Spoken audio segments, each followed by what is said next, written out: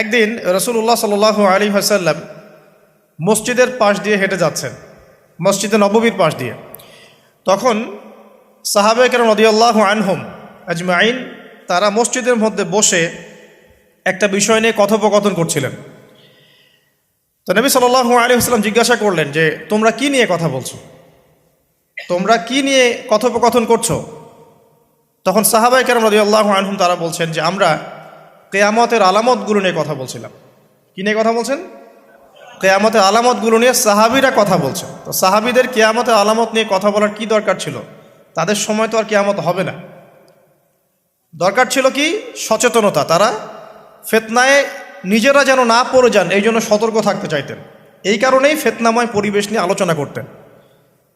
তো নবী সাল্লাল্লাহু আলাইহি ওয়াসাল্লাম তখন বললেন, দেখো, যতদিন পর্যন্ত 10টা আলামত প্রকাশ হচ্ছে না ততদিন পর্যন্ত কিয়ামত হবে না।